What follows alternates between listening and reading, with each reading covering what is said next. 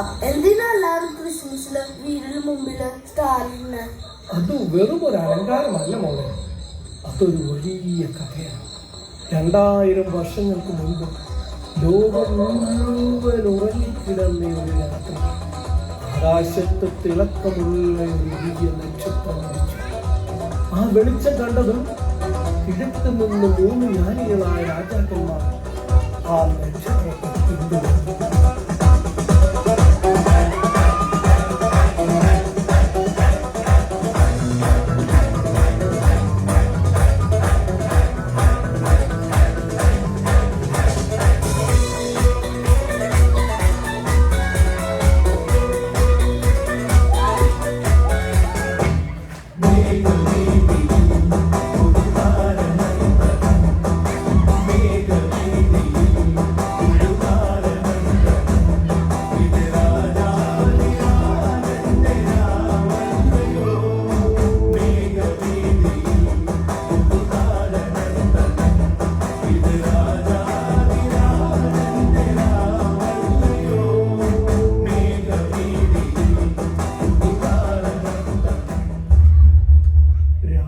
പകലില്ലാത്ത യാത്ര. അവസാനം അവർ ചെന്നെത്തിയത് ജെറുസലേമിൽ. അവിടെ അഹങ്കാരത്തിന്റെ ആരൂപമായ ഹെറോദേസ് രാജാവിന്റെ കൊട്ടാരത്തിൽ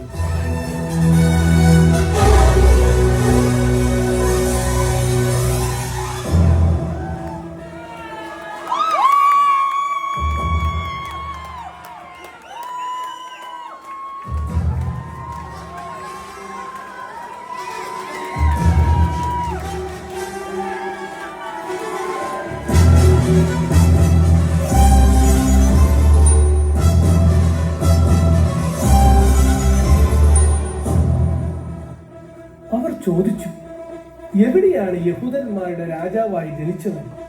കിഴക്ക് അവന്റെ നക്ഷത്രം കണ്ട് ഞങ്ങൾ അവരെ ആരാധിക്കാൻ വന്നിരിക്കുകയാണ്. ഇത് കേട്ടതും ഹെറോദോസ് ഞെട്ടി. തന്റെ സിംഹാസനം ഇളകുമോ എന്ന ഭയം അവനെ അസ്വസ്ഥനാക്കി. പക്ഷേ പുറമെ ഒരു കള്ളച്ചിരിയോടെ അവൻ അവരോട് പറഞ്ഞു, നിങ്ങൾ പോയി ആ ശിശുവിനെ കണ്ടുപിടിക്കും. കണ്ടു കഴിഞ്ഞാൽ എന്നെയും അറിയിക്കണം. എനിക്കും വന്ന് അവനെ ആരാധിക്കാമെന്ന്. പക്ഷേ മോളെ, അവന്റെ മനസ്സിൽ മുഴുവൻ ചതിയായിരുന്നു. ആ കുഞ്ഞിനെ ഇല്ലാതാക്കാനുള്ള കൊടും ക്രൂരൻ.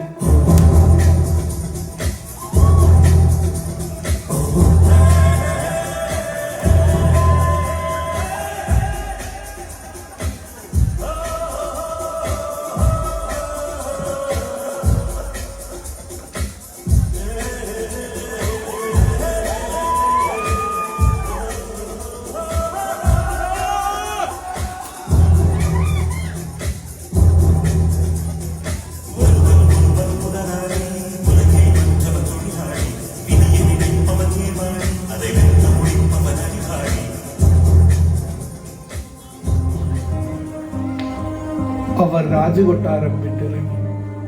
അതാ ആകാശത്ത് വീണ്ടും ആ അത്ഭുത നക്ഷത്രം. അതവർക്ക് വഴികാട്ടി. നേരെ ബെത്ലഹേമിലെ ഒരു ചെറിയ പുൽക്കൂടിന് മുകളിൽ വന്ന ആ നക്ഷത്രം. അവിടെ അവർ അവനെ കണ്ടു. അപ്പാ, അവിടെ ആരെയാണ് കണ്ടത്?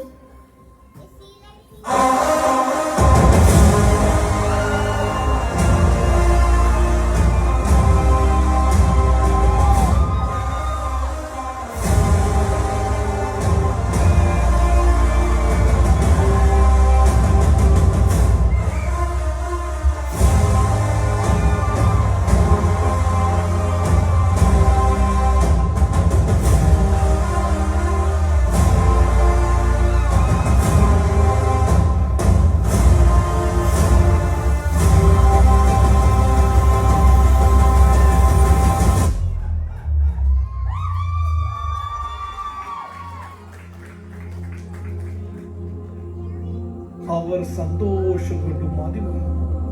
കയ്യിലുണ്ടായിരുന്ന പൊന്നും നീറയും കുന്തിരിക്കവും അവർ ആ കാൽക്കൽ വെച്ച് ഉറങ്ങി. തിരികെ പോകാൻ തുടങ്ങിയപ്പോൾ ദൈവദൂതൻ അവർക്കൊരു സ്വപ്നത്തിലൂടെ മുന്നറിയിപ്പ് നൽകി. ഹെറോദോസിന്റെ അടുത്തേക്ക് മടങ്ങിപ്പോകരുത്, അവൻ ചതിയനാണ്. അതുകൊണ്ട് അവർ ഹെറോദോസിനെ കാണാതെ മറ്റൊരു വഴിയിലൂടെ സ്വന്തം നാട്ടിലേക്ക് മടങ്ങിപ്പോയി. ഇപ്പോൾ മനസ്സിലായോ മോളെ?